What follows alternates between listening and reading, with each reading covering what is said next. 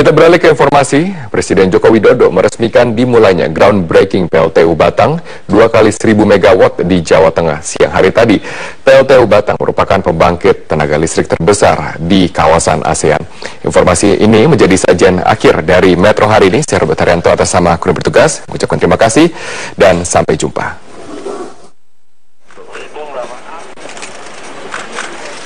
Proyek pembangunan listrik tenaga uap PLTU Batang akhirnya dimulai setelah molor bertahun-tahun terkendala pembebasan lahan. Presiden Joko Widodo secara simbolis memulai construction kick-off mega proyek PLTU Batang 2 kali 1000 megawatt dengan biaya 40 triliun rupiah. Presiden Jokowi mengatakan PLTU Batang menjadi model setiap masalah dalam pembangunan infrastruktur yang molor dari rencana pelaksanaan. Pembangunan PLTU Batang akan rampung 2018, target itu dimajukan 1 tahun dari target sebelumnya tahun 2019. Proyek yang bermasalah semuanya lah, yang 4 tahun bermasalah ya kita berikan target untuk segera diselesaikan. Karena memang tidak hanya 1, 2, 3, 4, 5, 6, 7, 8. Satu-satu kita selesaikan. Karena yang mana yang urgent untuk industri, mana yang urgent untuk masyarakat, mana yang urgent untuk kawasan wisata misalnya, semuanya udah kita list satu-satu. Saat di musim kemarau panjang, sejumlah lahan petani padi di Kabupaten Musirawas, Sumatera Selatan kini beralih menjadi tanaman cabai. Sementara petani di Baru, Sulawesi Selatan mengalami kekeringan terparah selama 5 tahun terakhir. Yono adalah salah seorang petani yang terpaksa mengganti tanaman padinya dengan cabai setelah sebelumnya pernah gagal panen. Cabai dipilih karena tidak memerlukan banyak air. Biaya produksi penanaman cabai juga relatif lebih rendah. Ditambah lagi harga jual cabai lebih menjanjikan ketimbang padi. Karena hasil tadi itu lebih menggila ya. Alhamdulillah, waktu yang kemarin juga dapat. Waktu musim yang kemarin cabai. Kekeringan juga melanda Kabupaten Baru, Sulawesi Selatan. 3.000 hektar padi gagal panen, hampir 40% dari total lahan sawah di Baru. Tanaman padi yang gagal panen ini sudah memasuki bulan ketiga dan telah siap dipanen. Namun karena gagal panen, para petani terpaksa memanen dini padi mereka untuk makanan ternak. Bahkan beberapa petani menggembalakan sapi mereka di area persawahan. Ini mati gara-gara tidak ada air. Sejak kapan Bu tidak ada air? Sudah lama ini, belum bulan puasa. Oh, jadi kering ini Bu? Iya, kering. Gagal panen yang terjadi tahun ini merupakan yang terparah dalam 5 tahun terakhir. Produksi padi pun turun hingga 18.000 ton. Tim Liputan Metro TV. Pemirsa, 3 penerbangan gagal mendarat di Bandara Sultan Mahmud Badarudin II Palembang akibat kabut asap. Sementara di Payakumbuh, Sumatera Barat, jarak pandang terbatas hanya sekitar 500 meter.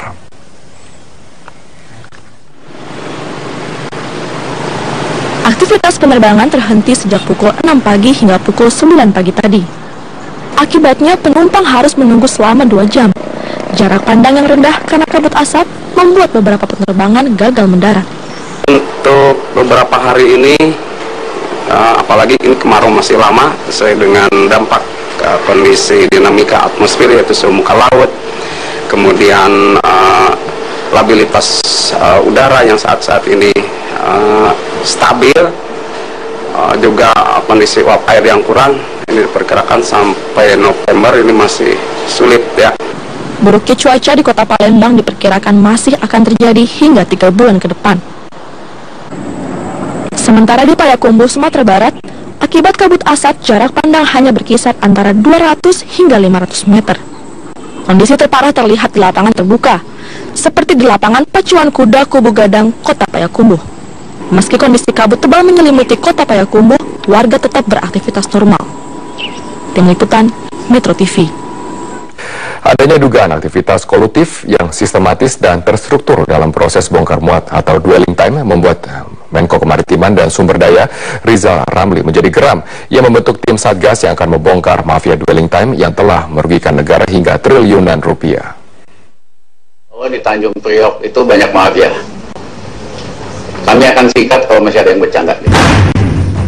tidak akan ragu-ragu untuk sikat. Kita udah sungguh-sungguh, masih ada yang bercanda. Sikat itu pengertian macam-macam. Kalau ada pejabat, macam-macam itu udah biasa, ya kan? Kalau ada yang swasta yang ngatur-ngatur di situ, ya kan? Buat memperpanjang proses ini ya kita sikat, kita yang bikin banget. Sikap tegas dan terobosan diambil Menteri Koordinator Kemaritiman dan Sumber Daya Rizal Ramli dengan membentuk Satgas Dwelling Time.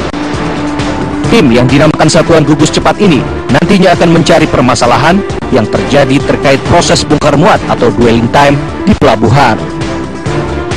Menurut Rizal Ramli, ada 5 langkah untuk mengurangi proses bongkar muat, mulai dari mempersingkat birokrasi, perbaikan sistem komputerisasi, pembangunan jalur kereta, perbaikan kebijakan harga sewa gudang, hingga menghapus mafia di pelabuhan Tanjung Priok.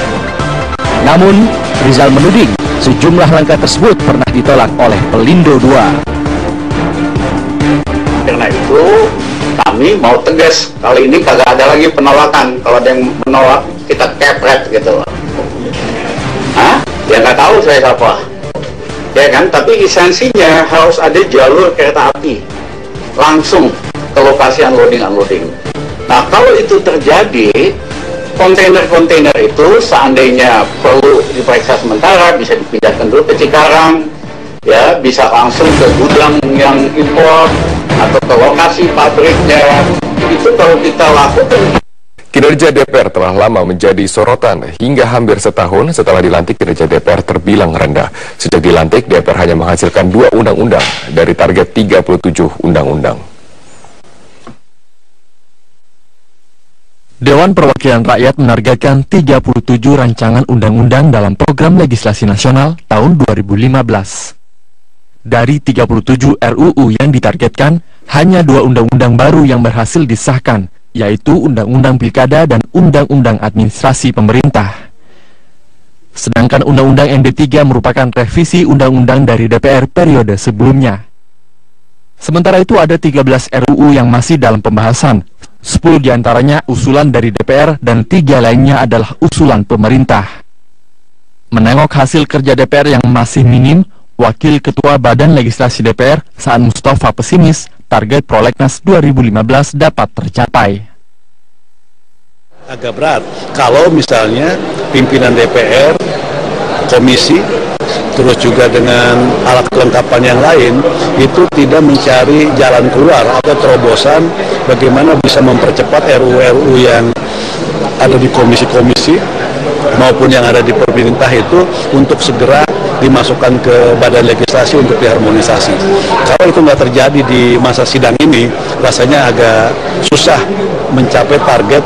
Jangankan itu tadi, 15 RUU aja itu bisa sulit kecapai. Banyak pihak berharap DPR dapat meningkatkan kinerjanya, karena hasil kerja DPR bisa berdampak besar pada percepatan pembangunan nasional. Tim Liputan Metro TV. Dirjen Imigrasi Roni Sompi hari ini mendatangi rumah mewah yang ditempati 33 warga negara asing asal Taiwan di Kabupaten Bandung Barat, Jawa Barat. 33 warga negara asing ini sebelumnya diduga terlibat dalam sejumlah tindak kejahatan, di antaranya kejahatan narkoba, cybercrime, dan pelanggaran keimigrasian. Di hari ketiga, polisi masih melakukan penjagaan ketat dengan senjata lengkap di rumah mewah yang didiami 33 warga negara asing asal Taiwan. Pihak imigrasi melakukan pemeriksaan menyusul pelanggaran keimigrasian yang dilakukan 33 warga negara Taiwan. Pihak imigrasi meminta keterangan dari para WNA maupun pihak imigrasi Kota Bandung, Jawa Barat. Petugas kepolisian membawa sejumlah barang bukti kejahatan yang dilakukan WNA asal Taiwan ke Mabes Polri, Jakarta. Dirjen Imigrasi Roni Sompi mengatakan agar mewaspadai rumah mewah atau permukiman penduduk yang disewakan terhadap warga asing. Masyarakat juga tentu perlu disosialisasikan bahwa mereka akan sering menyewa rumah-rumah mewah, villa-villa di mana saja, karena kalau menggunakan hotel maka jaringan informasi dari Direktorat Jenderal Imigrasi sudah link dengan hotel. Kamis 27 Agustus, petugas Bareskrim Mabes Polri menemukan sejumlah tindak kejahatan yang dilakukan ke 30 warga negara asing asal Taiwan dalam operasi penggeledahan dan penangkapan yang dilakukan di Kota Bandung, Jawa Barat. Dari 33 orang yang ditangkap, 30 diantaranya merupakan warga negara asing asal Taiwan. Mereka diduga terlibat dalam sejumlah tindak kejahatan, diantaranya kejahatan narkoba, cybercrime, dan pelanggaran keimigrasian. Yang jelas kita proses ini adalah masalah narkoba itu sendiri, pengembangan dari sindikatnya, ya, kemana nanti jaringannya itu. Terus kita masalah cybercrime yang sekarang sedang dikerjakan oleh tim dari Mabes Polri. Ya, nanti bagaimana pengembangan dari cybercrime itu hasilnya untuk kita kembangkan juga. Keimigrasian, ya, pelanggaran keimigrasian juga langsung kita kerjakan hari ini. Dari penggeledahan, polisi menyita barang bukti berupa 2,5 kg narkoba jenis sabu-sabu, 200 pil ekstasi, dan puluhan unit laptop serta sejumlah paspor. Saat ini polisi terus mendalami tindak kejahatan para warga negara asing ini, termasuk keterlibatannya dalam bisnis sindikat jaringan narkoba internasional. Tim Liputan Metro TV.